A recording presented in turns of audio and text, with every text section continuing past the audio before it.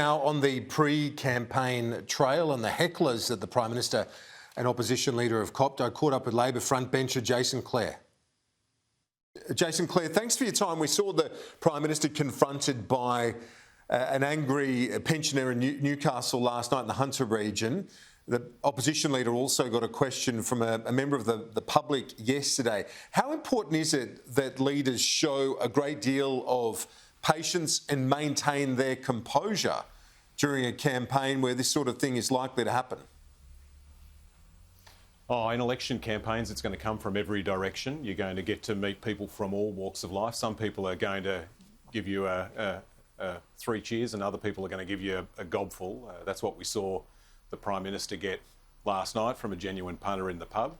You know, I think that bloke and what he said speaks volumes. A lot of Australians gave Scott Morrison a go at the last election, and a lot feel disappointed now. A lot of Australians are angry. A lot of Australians are exhausted. And a lot of Australians, I think, have worked Scott Morrison out, and they're disappointed with what they see. And you saw that in the response from that fella last night. Should Mr Albanese also be careful when it comes to these sorts of interactions and not look dismissive when someone outside of the media comes up to give him their 2 cents worth? Well, you know, I think there is a difference between a campaign operative, and that's what that bloke was in WA that was driving the truck around the press conference, and a genuine punter in the pub that wants to come up and give the Prime Minister a piece of his mind. But the nature of political campaigns, of election campaigns, is you're going to meet a lot of people. Some of them are going to throw bouquets, others are going to throw brickbats, and that's just the nature of the game.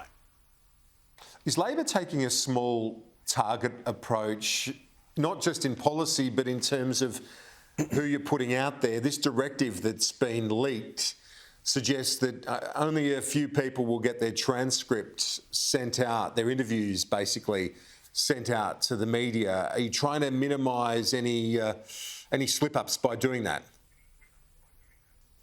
No, I don't think so.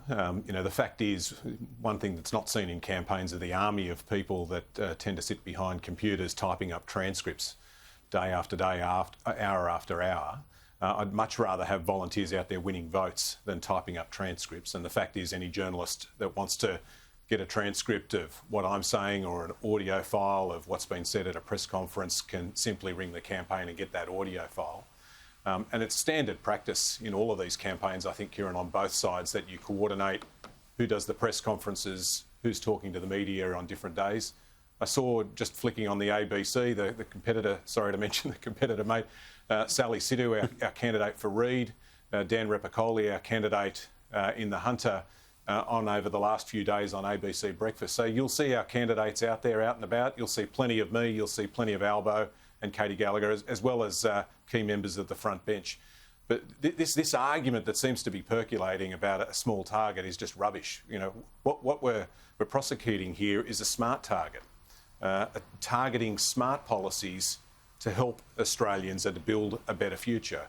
I think what the Liberal Party are frustrated with here is that they can't seem to find a policy to run a decent scare campaign on. Have a look at the different policies, Kieran, we've put out there, whether it's the climate change policy, where you've got the Business Council of Australia and the Farmers Federation and the Chamber of Commerce backing it in, or whether it's the childcare policy, which is designed to cut the cost of childcare for more than 90% of Australian families. That's backed in by Dom Perrottet. Okay. And the aged care policy that came out the other day was backed in as well by Mike Baird, a former Liberal Premier of New South Wales. Housing policies that I've put together have been backed by the Property Council and the Real Estate Institute.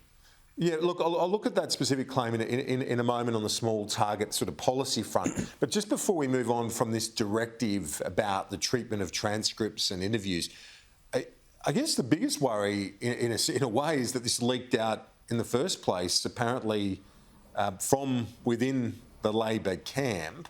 Are you worried about that lack of discipline before the official starters gun's even been fired?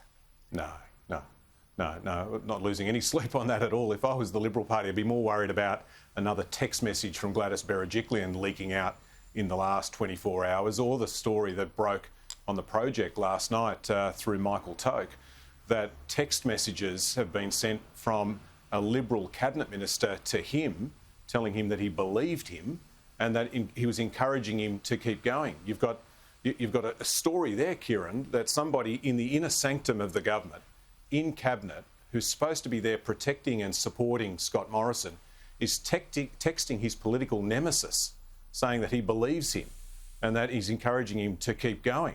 You know, there are more rats in Scott Morrison's cabinet than there are at the chemist.